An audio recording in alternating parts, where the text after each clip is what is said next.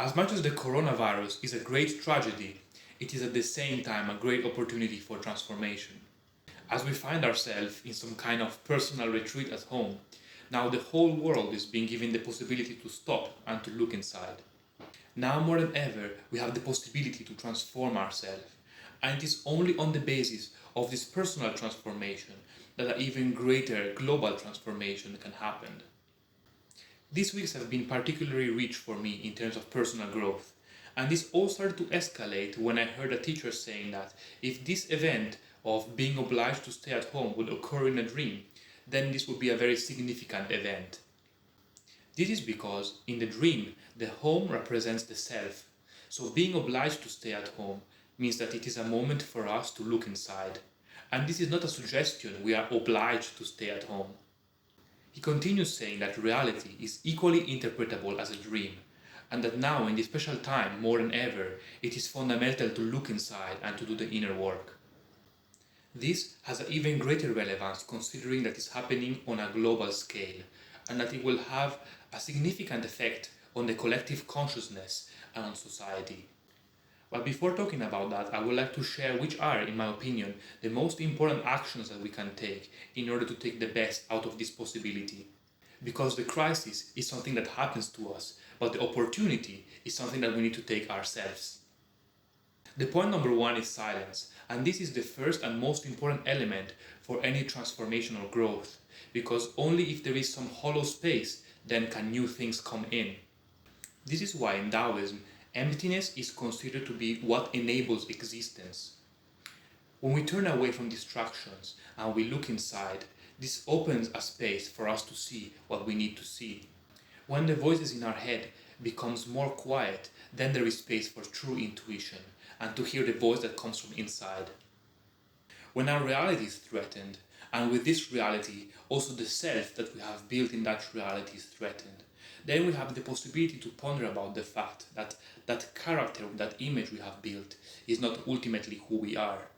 That what we are is something more essential behind those images, like the paper where those images are drawn upon. Opening ourselves to the silence is opening ourselves to see what we more deeply are, to see ourselves more as an open space than as a finite object, more as the silence, more as the container, more as the consciousness than as the thoughts. Some days ago I heard Eckhart Tolle speaking about a parable from the Bible that inspired me a lot, and this was the parable about the house built on rock and the house built on sand. His interpretation of it was that if we identify ourselves with the thoughts, with the mind, with the character that we have built, this is like building a house on sand. And when we identify ourselves with our deeper self, this is like building a house on rock. The house built on rock will be able to resist the waves, while the house built on sand won't. So when our house on sand is destroyed by the ocean, then the only possibility we have is to start digging. The point number two is inner work. So with silence, we can go inside and see ourselves.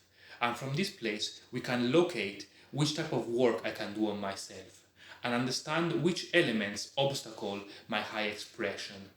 With sincere introspection, we are invited to ask ourselves which thoughts, which emotions, and which behaviors are in resonance with our deeper self and which are not. Once we know that we are not our character, we can start to rebuild our character element by element. And in this constant process of self-improvement, we can reach greater and more aligned expression of ourselves in every aspect of our life. In these special times, I suggest to pay special attention to the information we receive about ourselves, from our introspection and also from the outside, and to evaluate this information based on the resonance of our deeper self. Individuating the elements that we want to change in ourselves is not sufficient. Once we find them, we need to actively work to change them at the best of our abilities. Consider that this is a very special time for this type of work, so give it all your passion and work on it like if there was no tomorrow. For this purpose, it is also very important that we practice to envision a better expression of that particular energy so that we can have a direction to work on. The point number three is to create new habits. Since now we have so much time available, it is a great time to introduce new and more nourishing habits in our lives. For this reason, I invite you to take the chance to make the positive changes that are important for you. The first period, when introducing a new habit, is the hardest one and the one that requires more effort. So we can take this time to do it now and also start to see the effects and the benefits of these new habits. And in this way, when we will go back to another routine, it will be much easier to maintain this new habit. Also, it is a great time to cultivate your passions and also to explore your passions, to be creative, to study, and to expand your knowledge. In this moment, a lot of people are generously sharing a lot of amazing content, so it is a great time to nourish ourselves with valuable information. The point number 4 is to cultivate love. So I don't know if it's just my impression or it's because of the spring, but I feel that since this started, there is actually much more love in the air.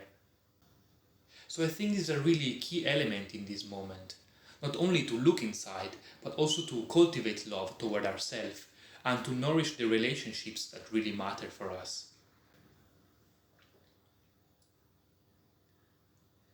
Human relations have an incredible amount of learning content for us. So in this field, like in any other, we can apply our introspection to understand in which way it resonates to me to connect to others, and also which learnings are relevant for me in this moment. Many of us now are stuck at home with some people, and I think this is not by chance, but it's because there is something important we can learn from these relations, and part of ourselves we can heal through them. But obviously we can also connect virtually with others. And in these days for me it has been amazing how much I've been getting in contact with some dear friends of mine I didn't speak to in such a long time, and also I had the possibility to heal some relationships that really needed some deep work. And I really feel like healing those relationships, or at least clarifying our feelings to our dear ones, is actually like healing parts of ourselves.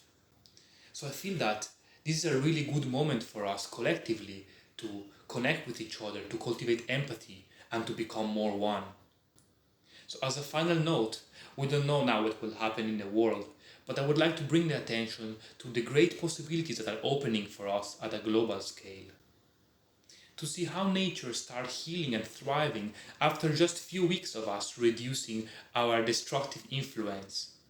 To see how it is possible to change our collective behaviors if we consider it important enough, and also to see how it is possible for us to build connection and solidarity with one another. So I hope you enjoyed the video and that you take the best out of this precious occasion that we are given. And if you like this content, please consider subscribing to the channel for more similar videos like this one. And have a great day.